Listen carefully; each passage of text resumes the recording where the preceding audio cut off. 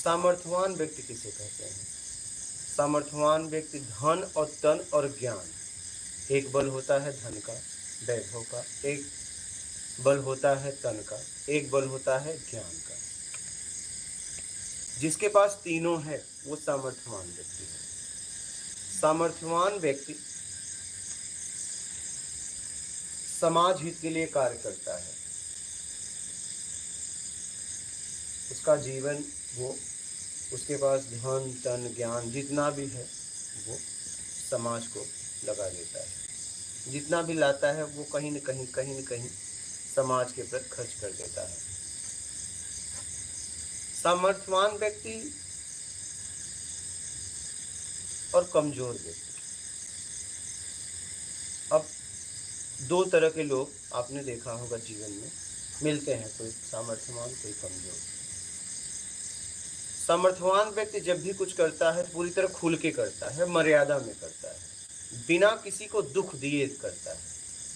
और यही इसी का उल्टा है, जब कमजोर व्यक्ति करता है तो उसका भाव लोगों को दुख देना है। दुख देने से लगता है कि मैं कुछ हूँ। सामर्थ्यवान व्यक्ति कुछ नहीं होकर कार्य करता है और कमजोर व्यक्ति कुछ होकर कार्य करता है। कमजोर व्यक्ति छिपकर कार्य करता है कि मेरे कार्य का किसी को पता ना चले। सामर्थ्यवान व्यक्ति कार्य के पहले ही बता देता है ये मैं करने जा रहा हूँ। जैसे एक चोर, एक डाकू का नाम सुना होगा। चोर चोरी करता था लोगों को सोने के बाद, और डाकू लोग चोरी करते थे 1-2 दिन पहले ही बोल देते थे कि आज मैं इस गांव में फला फला घर पे आऊंगा, जो करना है कर लेना। वो सामर्थ्यवान थे, ये कमजोर था। ये सोने के बाद चोरी करता था। वो 2-4 दिन पहले ही, 1 हफ्ते कर देते थे इस फला गांव में आऊंगा, लूटूंगा, जिसको जो करना है कर लेना। और आते थे, लूट के चले जाते थे। वो सामर्थ्यवान थे। क्या था? उनके पास ताकत थी। उन्हें पता था ये कुछ नहीं कर सकते। सामर्थ्यवान व्यक्ति जब कमजोर व्यक्ति अगर कुछ सामर्थ्यवान व्यक्ति के पास रहकर कुछ करता है तो वो सामर्थ्यवान जान रहा है कि ये मेरी हानि कर रहा है, लेकिन ये मेरी हानि कर ही नहीं सकता। और वो बस उसको देखता रहता है कि वो कितना गिरेगा। क्या? वो कितना गिरेगा, क्योंकि जब गिरेगा तो इसे खुद उस गिरने का भी तो दंड मिलेगा। कभी न कभी इसको पश्चाताप होगा। अगर बीच में ये रोक ले, बीच में अगर रोक दिया जाए तो कहेगा मैं तो करता ही नहीं, मैं तो ऐसे ही जांच रहा था, क्योंकि बहुत चालाक है ना, शातिर है। तो सामर्थ्यवान व्यक्ति कमजोर व्यक्ति को पूरी तरह मौका देता है। सामर्थ्यवान व्यक्ति सेवक को भी मौका देता है, विरोधी को भी मौका देता है, दोनों को बराबर एकदम मौका देता है कि तुम कितना गिरोगे बताओ, और तुम कितना उठोगे बताओ। चलो तुम सेवा करोगे, ले ले सेवा, और इस सेवा के माध्यम से तुम अपने आप को तार दो। चलो तुम मेरा विरोध करोगे, लो विरोध कर लो, देखो कितना। क्योंकि जब तुम या तो तुम उसके द्वारा पूरी तरह उठ जाओगे, या तो तुम उसके द्वारा पूरी तरह जब नीचे गिरोगे तब कभी उठोगे, क्योंकि तुम बीच वाले हो, अभी तुम कहीं नहीं जा सकते। तो वो पूरा गिरने देता है कि तुम पूरी ताकत, क्योंकि हमेशा आपको लोगों ने रोका है, आप कर नहीं पाए, आपसे छीन लिया गया। तो सामर्थ्यवान व्यक्ति पूरा मौका देता है, चलो तुम गिर लो, क्योंकि जब तुम पूरी तरह गिर लोगे तो फिर वहां से तुम उठोगे। अगर तुम्हें रोक दिया जाए तो तुम गिर नहीं पाओगे, न तुम उठ पाओगे, तो बीच में अटक जाओगे। नहीं, तुम पूरी तरह गिरो। उसे पता है उसके पास रह के उसकी निंदा कर रहा है, चापलूसी कर रहा है, लेकिन वो हंसता रहता है कि तुम खूब करो, खूब करो। इसलिए करो कि अगर मान लीजिए आप मेरे प्रति आपका समर्पण है, ठीक है, ऐसा आप कह रहे हो प्रेम, और तीसरा आदमी आपको आके मेरे बारे में कुछ कह के तोड़ दिया, इसका मतलब था ही नहीं। तीसरा कहां से आया? दो के बीच में अगर तीसरा आया, कहीं न कहीं प्रेम में, समर्पण में संशय था। नहीं, तीसरा आ ही नहीं सकता। तीसरे की बात आप सुन ही नहीं सकते। आपने अपनी समझ से मुझे समझा है कि दूसरे की समझ से समझा है? किसके द्वारा समझा है? मतलब जगह थी, कहीं न कहीं संशय था, और आपने मुझे नहीं समझा था, किसी तीसरे पर्सन के द्वारा मुझे समझा था। और जब तीसरा पर्सन आया तो तुम गिर गए, तो मुझे समझे ही नहीं थे। जब तुम अपनी समझ से मुझे समझते, किसी को भी आप अपनी समझ से किसी को समझोगे, तो तीसरा आदमी कभी आ ही नहीं सकता, असंभव। और आ गया और उसके प्रति आपका मन मुटाव हो गया, तो इसका मतलब आपने अपनी समझ से समझा ही नहीं था, तीसरे आदमी के द्वारा ही समझा था। यहाँ वहां हो सकता है लालच हो, कोई बात हो, कुछ चाहिए हो, वो पूरा न रहा हो रहा हो, तीसरा आदमी आया और उसने कुछ कह दिया और आपको मौका मिल गया, आपने कहा हाँ यार मैं भी सोच रहा था लेकिन क्या करूं, मैं समझ नहीं पाया। तो कमजोर व्यक्ति हमेशा तीसरे आदमी की बात मान लेता है। सामर्थ्यवान व्यक्ति एक बार फैसला कर दिया तो कर दिया, पहला और आखिरी फैसला, हाँ तो हाँ, ना तो ना। सामर्थ्यवान व्यक्ति खुल के बोलता है, कमजोर व्यक्ति छिप छिप के वार करता है। सामर्थ्यवान को पता है वार करेगा, फिर वो हंसता है, उसे पूरा मौका देता है, क्योंकि उसे पता है ये कुछ नहीं कर सकता। क्या? ये कुछ कर ही नहीं सकता, इसकी ताकत ही नहीं, इसका लेवल ही नहीं है। वो हंसता रहता है, उसकी चापलूसी, एक तरफ वो उसकी चापलूसी करता है, एक तरफ उसकी सेवा करता है। उसे पता है ये कुछ नहीं कर सकता, नहीं, और ये बाद में बहुत पछताएगा, ये बाद में बहुत पछताएगा।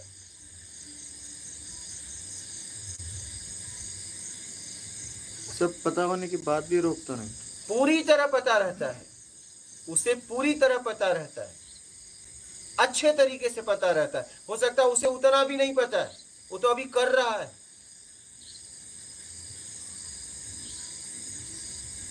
उसे पूरी तरह पता रहता है, फिर भी वो कहता है ठीक है, हम आपको एक घटना बता रहे हैं। मैंने एक घटना बताई भी थी।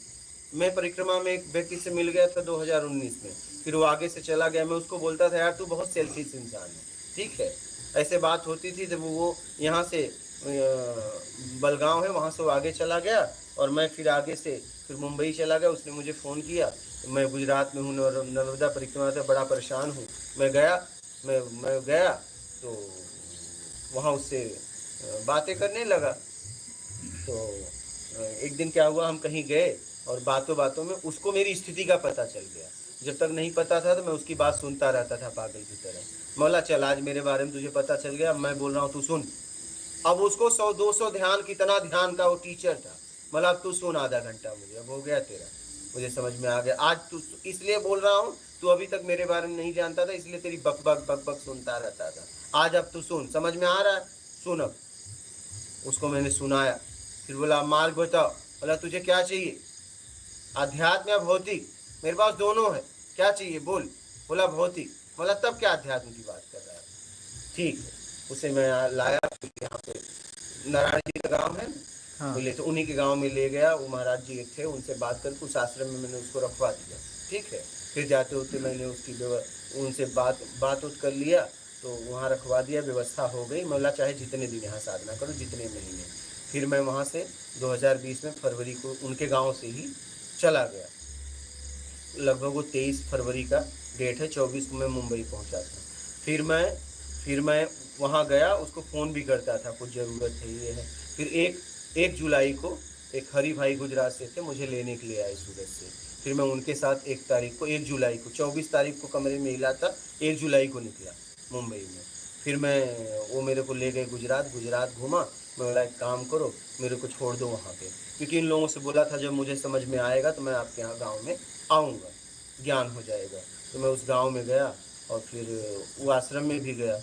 तो हरि भाई ने बताया कि मैं ड्राइवर हूँ, ये नहीं बताया कि मैं मालिक हूँ, गाड़ी चाहिए हो, तो मैं ड्राइवर हूँ। तो बातों बातों में उन लोगों को ये पता चल गया कि यार, पहले तो उन्होंने ड्राइवर बताया, ठीक है, फिर इसके बाद बातों बातों में पता चल ही जाता है। तो वो लोग मेरे में कुछ बात कर रहे थे। हरि भाई गुस्से से आए, बोले आप क्या कर रहे हो, इसके बारे में इतना सोचता है और ये आपके बारे में क्या क्या शिकायत करता है। अरे मौला हरि भाई एक काम करो, उसको बुलाओ। वो आया, वो भी आया। हरि भाई बोला सुनो हरि भाई, एक बात तुम्हें बताऊं, ये मुझे गाली देता है, ये मुझे पता है। क्या? क्योंकि हरि भाई से ही मैंने उसके लिए कुछ पैसा लगवाया था। मैं बोला ये मुझे गाली देता है और मैं इसकी सहायता कर रहा हूँ कि ये सुधर जाए। ये मुझे गाली देता है, निंदा करता है, मुझे अच्छी तरह मालूम है, सेल्फिश आदमी है, मतलबी आदमी है। जब गुजरात में मिला ना तो उससे मैंने बोला था, बोला सुन एक और तेरे को बात बता दूँ, मैं तू बुलाया मैं आ गया, और मैं बुलाता तू नहीं आता, ये पक्का मुझे मालूम था, इसमें जरा सा भी संशय नहीं। तो मौला हरि भाई ये मुझे गाली देता है, सब देता है, मुझे पता है, मैं अपना काम कर रहा हूँ, ये अपना काम कर रहा है, एक दिन मेरा इसका संयोग हुआ है तो वियोग भी निश्चित है। ठीक है, फिर उसके बाद कुछ दिन आश्रम में रहे, फिर उसके बाद वहाँ से उसे छोड़े, आज तक नहीं मिल पाए। और बाद में इस नंबर पे भी फ़ोन किया था यहाँ आने के लिए, लेकिन आज तक वो आ नहीं पाया। मुझे पता है आप मुझे गाली दे रहे हो, लेकिन मेरा काम क्या है? मैं अपना काम करो, आप अपना काम करो। तुम इसी के लिए पैदा हुए हो और मैं इसी के लिए पैदा हुआ हूं।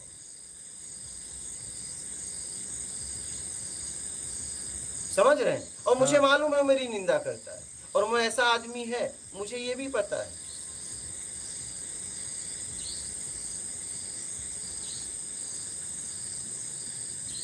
तुम क्या कर सकते हो, तुम्हारी औकात मुझे पता है।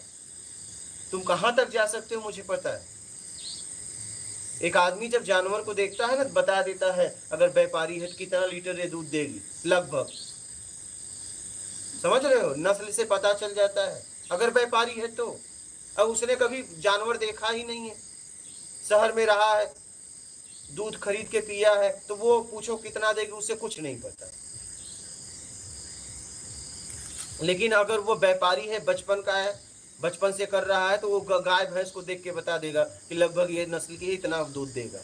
आप बात समझ रहे हो? दूर से ही बता देता है वो। हाँ, घुमा फिरा के बता देता है। कहने का मतलब ये है कि मैं काम ही यही करता हूं, अपने जीवन में मेरा काम ही यही रहा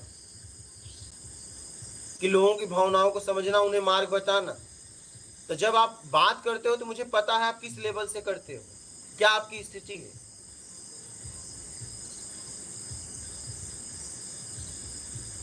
ठीक है भाई, ले लो ना, हम अब क्या क्या कर, मैं तो लोगों के लिए कर रहा हूं, चलो आप ही लूट लो, जाओ ना, लूट के खुश हो जाओगे ना। लूट, कितना लूटेगा यार?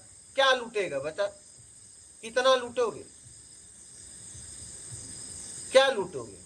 लूट ऐसे ही लुटा रहा हूं, तुम लूटो चाहे ये लूटे, चाहे मैं स्वाभाविक लुटा रहा हूं, चाहे तुम जबरदस्ती लूट लो।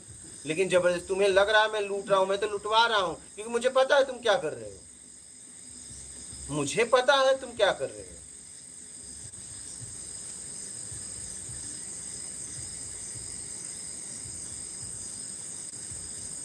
तो सामर्थ्यवान व्यक्ति पूरी तरह छूट देता है दोनों को, विरोधी को भी सेवक को भी, कि भैया ठीक है तुम ले सेवा करके उठ जा, और तुम एक काम कर, तुम गिर जा, क्योंकि जब तू गिर जाएगा पूरी तरह ना, तब तू वहां से उठेगा, ऐसे नहीं उठेगा।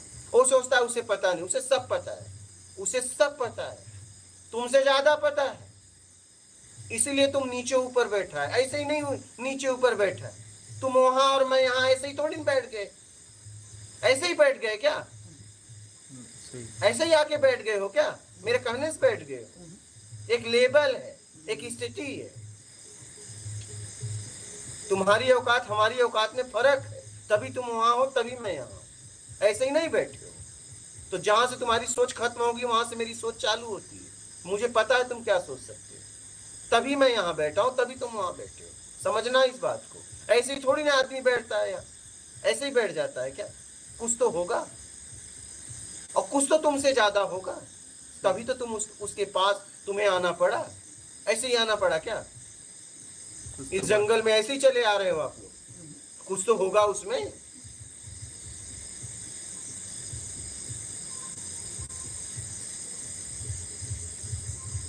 कुछ तो होगा। तो उसे पता है तुम क्या कर सकते हो, तुम्हारा लेवल क्या है, तुम्हारी स्थिति क्या है, उसे पता है, अच्छे तरीके से पता है। हो सकता है तुम्हें भी उतना ना पता हो। भाई गाय को थोड़ी पता है कितना दूध देगी, भैंस को थोड़ी पता है, लेकिन उस आदमी को पता है। समझना इस बात को। अगर गाय को पूछा जाए तो कितना दूध देगी पता नहीं, भैंस से पूछा जाए कितना दूध देगी पता नहीं, लेकिन उस आदमी को पता है, क्योंकि वो आदमी यही व्यापार करता है। समझना इस बात को। जितना तुम अपने बारे में नहीं जानते वो व्यक्ति जानता है, क्योंकि वो काम ही यही करता है, लोगों की भावनाओं को पढ़ना, लोगों से बात करना, लोगों को मार्ग बताना। उसका दिन रात का एक ही काम है, लोगों की मानसिक दशा को समझना, मानसिकता को समझना, लोगों की स्थिति को समझना, उसका काम ही यही है।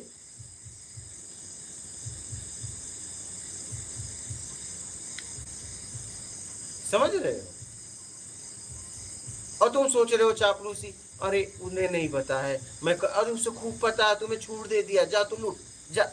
उसे पता है तुम क्या लूटोगे, क्या उसे पता है क्या लूटोगे? आप आश्रम आए, मैं कैसे मच्छरों को खून पिलाता था, आप देखते थे? हाँ देखा। देखा है ना? हे देखो ऐसे खोल के बैठ जाता, ले पी, और पूरे मच्छर ऐसे बैठ जाते, पी, कितना पिएगा, पी,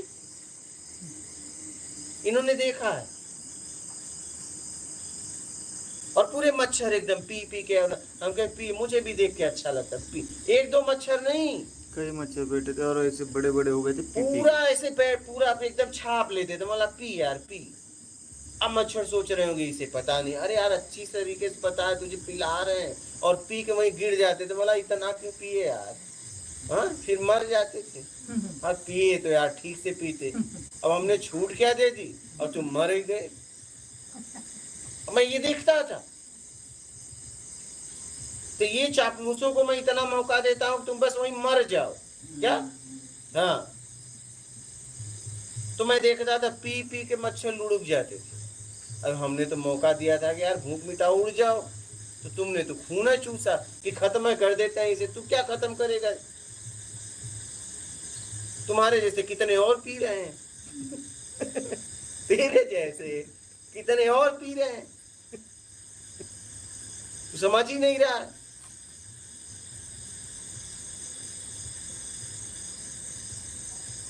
भाई आज देखिए ये कुटिया है, आज ये जमीन ली गई, तो ये साधक ही इसका उपयोग कौन करेगा, समाज ही करेगा ना। ये देखो हम तो यही कुटिया में रहने वाले हैं, इसका उपयोग कौन करेगा, ये सब बन रहा है, इसका उपयोग है जमीन का, ये बन रहा है हॉल का, कि कौन उपयोग कर रहा है बताओ, साधक लोग ही सब। हम तो आज तक एक रात उसमें सोए भी नहीं, कौन कर रहा है उसका उपयोग, सब साधक। ये देखो 1 साल के ऊपर हो गया गीजर लगा, आज तक मैंने उसका उपयोग नहीं किया, आज तक नहीं किया, ये साधक लोग करते हैं। मैं आप लोगों की तरह सार्वजनिक शौचालय में मैं भी जाता हूं, आज ये जमीन लगे, इसका कौन उपयोग करेगा, वर्तमान में पीढ़ी, आप लोग कर भी रहे हो, आप लोग करो या आने वाली पीढ़ी करे,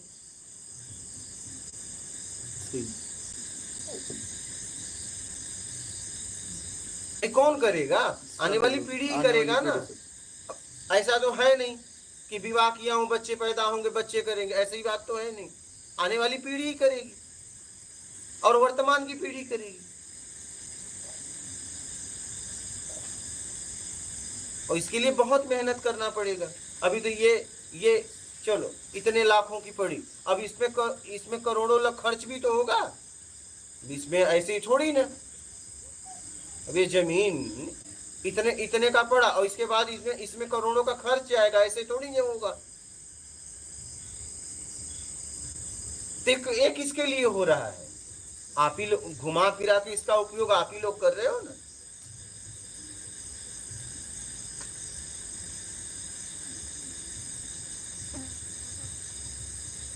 तो पता है तो कमजोर व्यक्ति और सामर्थ्यवान व्यक्ति के यही लक्षण है। सामर्थ्यवान व्यक्ति खुला करता है, मर्यादा में जीते हुए खुला करता है, उसको कुछ करना हो खुला करेगा। कमजोर व्यक्ति छिप छिप के करता है, और सामर्थ्यवान को पूरा पता है, लेकिन वो कहता है करने दो गिरने दो, कितना गिरता है गिरने दो इसे, समझ रहे हो। और तुम कहते हो अरे क्या बोले, इसे बोलने लायक भी है क्या बोले। आज महाराज 4 साल से चलो ऊपर रह गया, अगर ये कुछ हरकत करे तो क्या बोले, करने दो। बहुत अच्छा है कि आप लोग पक्के हो कि नहीं, कम से कम इनके माध्यम से पता चल जाएगा। अगर ये व्यक्ति हमारी निंदा करे तो हमारे लिए तो और अच्छा है, कम से कम तुम पक्के हो कि नहीं हो ये पता चल जाएगा। कच्चे लोग निकल जाएंगे, पक्के लोग रुक जाएंगे, तो ये आदमी तो छाटने का निमित्त बन गया, ये तो धन्यवाद का पात्र है, ये तो धन्यवाद का पात्र हुआ ना। मैं हटाता, इससे अच्छा यही हटा दिया, ये धन्यवाद का पात्र है, जरा समझो इस बात को। हाँ अगर आप लालची हो तो ये बात नहीं समझ पाओगे, अगर आपको नाम शोहरत पैसा चाहिए तब ये बात नहीं घुसेगी, नहीं कुछ नहीं चाहिए तभी ये बात समझ पाओगे।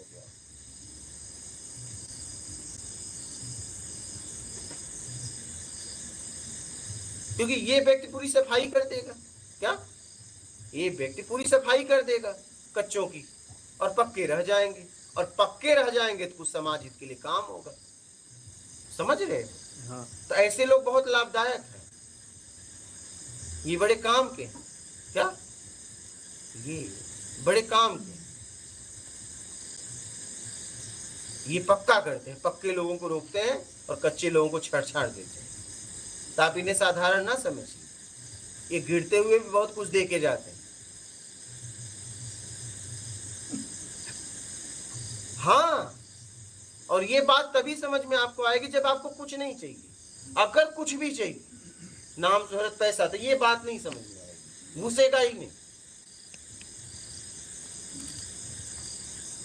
तो ऐसे लोग बड़े काम के, इसलिए सामर्थ्यवान व्यक्ति बस अपना देखता रहता है, देखता रहता है।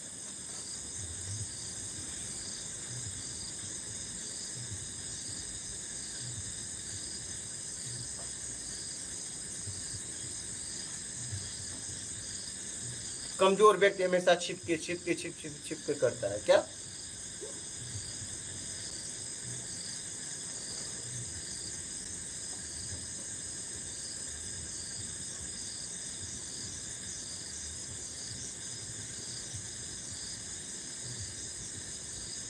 इसलिए जीवन में सामर्थ्यवान बनो, कुछ भी करो खुलकर बोलो, खुलकर कह के बोलो, कहो और फिर करो।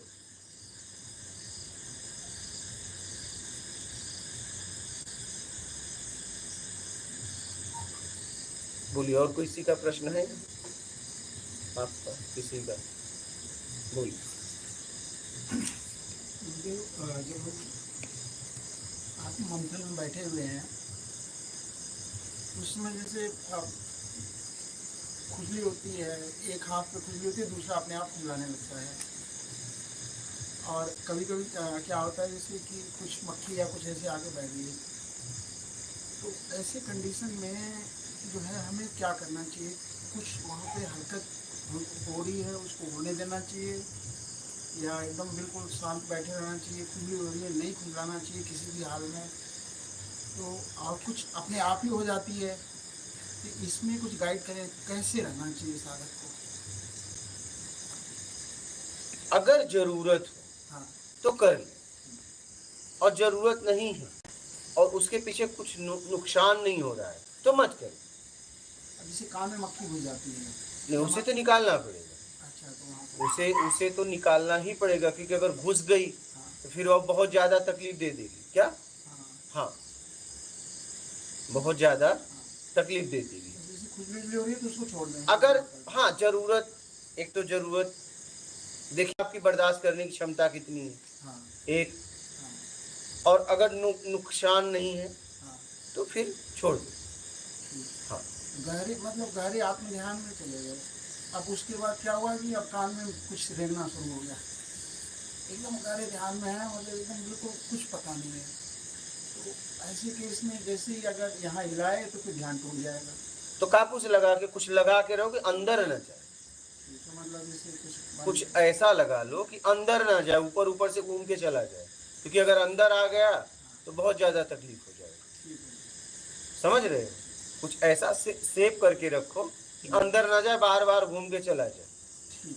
हाँ, ठीक है।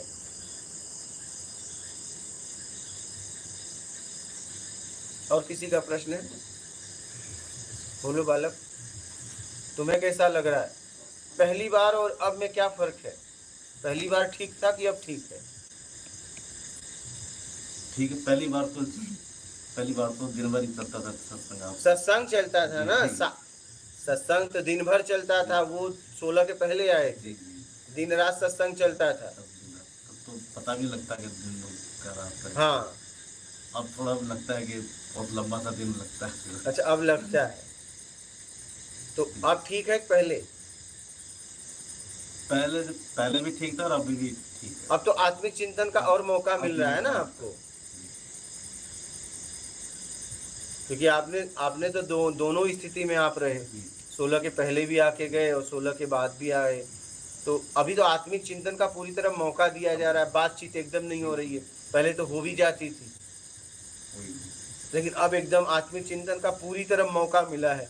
आपको कुछ सोचना ही नहीं है, और क्या चाहिए? अब तो आप अपने स्तर को उठाओ, अपने स्तर को उठाओ, पूरी तरह मौका मिला है, और क्या चाहिए?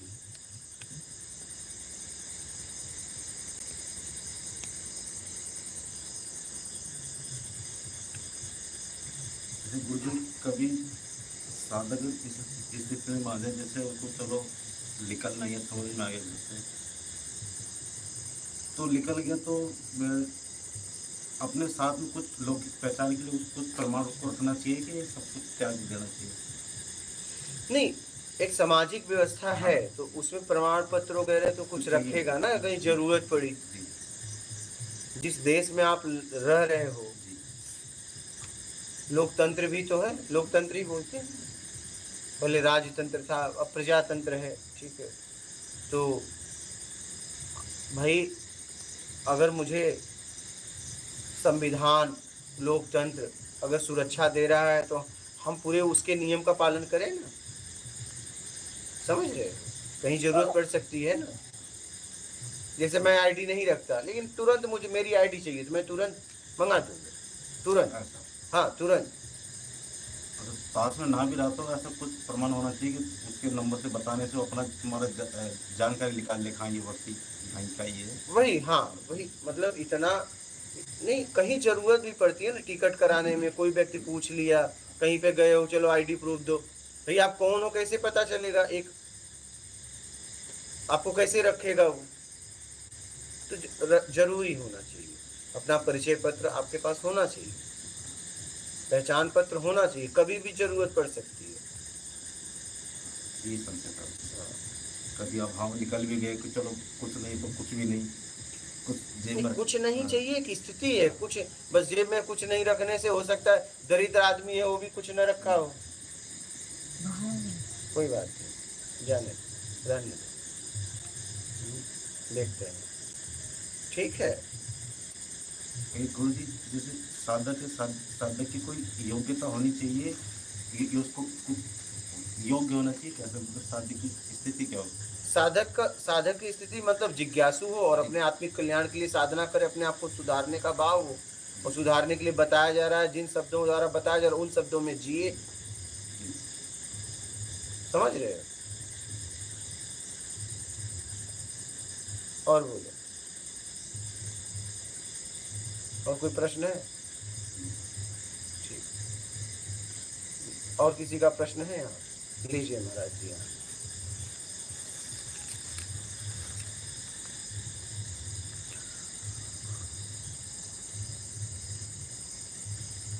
कीर्ति, ज्ञान होने के बाद बस मैं ही रह जाता हूँ, फिर भक्ति किसकी करे? किसी की कर लो। मिलन, गुरुजी प्रणाम।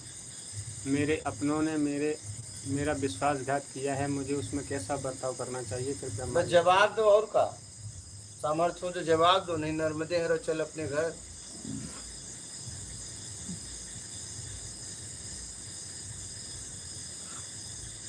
शिया विजय, गुरुजी भय और भ्रम को कैसे दूर करें? सामर्थ्यवान बनकर।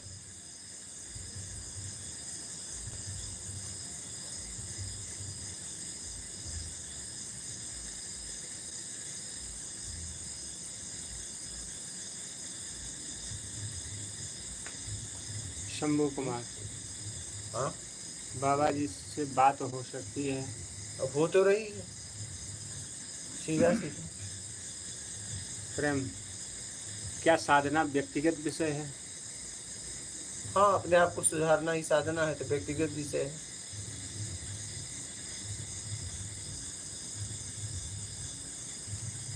गरिमा शर्मा, माता नर्मदे हर गुरुजी, बच्चों से पढ़ने के लिए कहना भी कुछ चाहिए कि स्थिति में आएगा, अगर हम परिवार में रह रहे हैं तो कुछ नहीं चाहिए कि स्थिति में कैसे हम?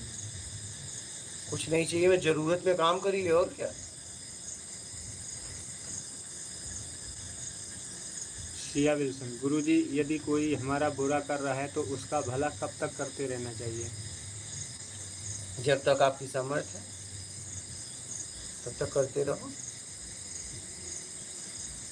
अपनी आत्मरक्षा स्वाभिमान की रक्षा करते। जिस दिन स्वाभिमान की आत्मरक्षा की बात आ जाए उस दिन उसको एकदम बढ़िया से बता दो अपनी ताकत कि भैया देखो मैं ये हूँ, तू ये था, बोलिए, हो गया। सुनील कुमार, गुरुजी आपने बोला था जिनके छोटे बच्चे हैं वो मत आना, मैं आना चाहता हूँ, क्या आज्ञा है? आप आ सकते हो, लेकिन छोटे बच्चों को नहीं लेके आ सकते, अपनी व्यवस्था करके आ जाओ। छोटे बच्चे यहाँ लेके नहीं आ सकते भाई, सीधी सी बात है। ये साधना स्थान है, साधक आए, 18 के ऊपर आए। देवेंद्र सिंह गुरुजी, मथुरा में कभी सत्संग हो सकता है? जब बुलाओ तब आ जाए, जिसको करवाना है आए,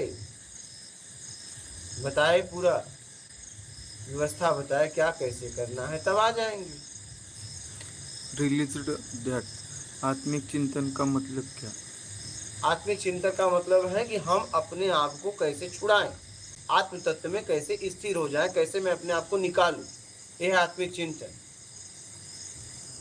सुनील कुमार गुरुजी, जो ईमानदार और सत्कर्मी हैं लेकिन मांस मदिरा का सेवन करते हैं, उनका क्या होगा? देख लो क्या होगा। बोलिए। जिग्नेश नर्मदेहर, क्या मैं मंत्र जाप करता हूँ तो मुझे आत्मज्ञान हो सकता है? देख लो ईमानदारी सत्कर्म के साथ। परमा गुरुजी, प्रेम प्रणाम, ध्यान धारणा और समाधि में क्या अंतर है?